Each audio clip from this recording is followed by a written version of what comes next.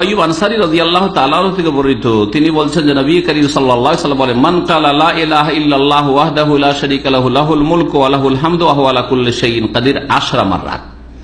কেউ যদি এই কালিমা তাওহীদ লা ইলাহা ইল্লাল্লাহু ওয়াহদাহু লা শারীকা লাহু লাহুল মুলকু ওয়া লাহুল হামদু ওয়া হুয়া আলা কুল্লি শাইইন কাদির, এই কালিমা বলে 10 বার। গত শুক্রবারে আমার একটা আলোচনা ছিল নফল ইবাদত সম্পর্কে, তাতে 100 বারের ফজিলত সহিহ বুখারীর হাদিস শুনিয়েছি, এতে 10 বারের। অনেকে আছেন যে 100 বার হয়তো পারলেন না, কোনদিন এত ব্যস্ততায় থাকলেন বা ভুলে গেলেন, হয়তো না 100 বার আজকে পুরা করতে পারলাম না, আমার দ্বারা হইল না। তাহলে কমপক্ষে 10 বার তো সহজ, ঠিক না? 10 বার কমপক্ষে করেন, কি ফজিলত তাই দেখেন। বলছেন নবী করিম সাল্লাল্লাহু আলাইহি ওয়াসাল্লাম, যেই ব্যক্তি 10 বার বলবে এই কালিমাটি, কানা কামান আতাকা আরবাত আনফুসিন মিন ওয়ালাদ ইসমাইল, ওই ব্যক্তির মতো নেকি পাবে যেই ব্যক্তি ইসমাইল আলাইহিস সালামের বংশের 4 জন গোলাম দাসীকে স্বাধীন করলো। ইসমাইল আলাইহিস সালামের বংশই হচ্ছে রাসূলুল্লাহ সাল্লাল্লাহু আলাইহি ওয়াসাল্লামের বংশ। ইসমাইল আলাইহিস সালামের বংশ মুহাম্মদ রাসূলুল্লাহ সাল্লাল্লাহু আলাইহি ওয়াসাল্লাম, হ্যাঁ, কুরাইশ বংশ। আর এই বংশের চাইতে শ্রেষ্ঠ বংশ পৃথিবীতে দিন দুনিয়ার ক্ষেত্রে কোথাও নেই।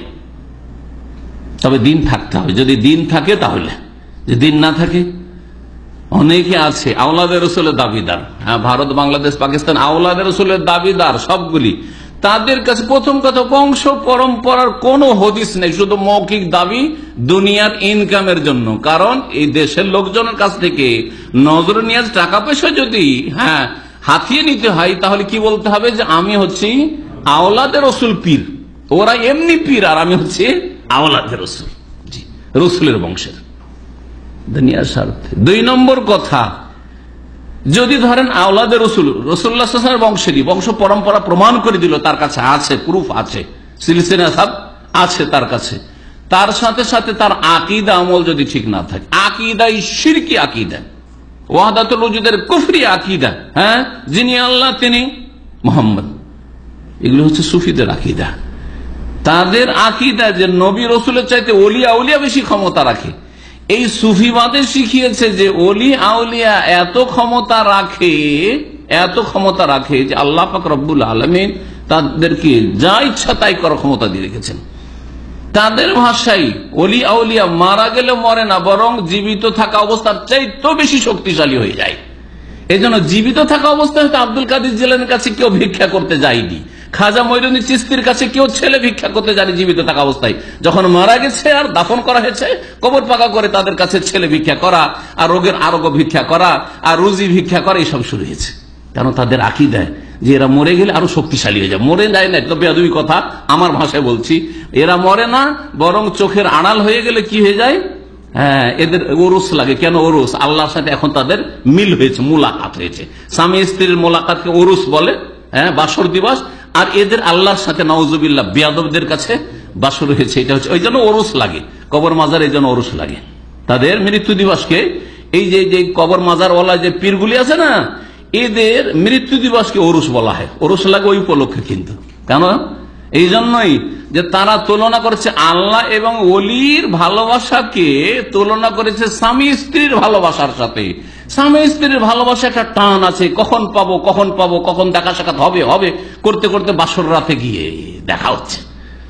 ঠিক তেমনি ওলি ছটপট করছে আল্লাহর সাথে মোলাকাতের জন্য, কখন পাবো। আর মরার সাথে সাথে তো মরলো না, আরো শক্তিশালী হয়ে গেল, আল্লাহর সাথে কি হয়ে গেল, তার মিলাপ হয়ে গেল। সুতরাং এটা হচ্ছে ওরস। আরবিতে ওরস মানে কি? ওরস মানে জানেন না? আরবিরা কি বলে? সৌদি আরব থাকে ওরস মানে বিবাহ, হ্যাঁ, ওরস মানে বিবাহ হচ্ছে।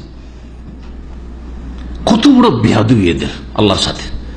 যারা এত বড় আল্লাহর সাথে বেয়াদবি করে, তারা যদি রসুলের বংশেরও হয়, ইসমাইলের বংশের হয়, কাজ আসবে? কোনো কাজে আসবে না।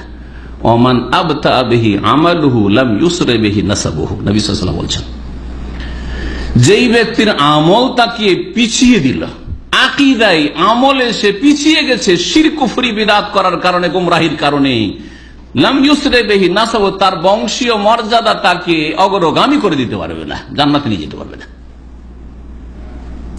নবী মুহাম্মদ রাসূলুল্লাহ সাল্লাল্লাহু আলাইহি ওয়াসাল্লামের আপন চাচা আবু তালেব, আপন চাচা আবু লাহাব কখনো জান্নাতে নিয়ে যেতে পারবে না নবী করিম সাল্লাল্লাহু আলাইহি ওয়াসাল্লাম তাদেরকে।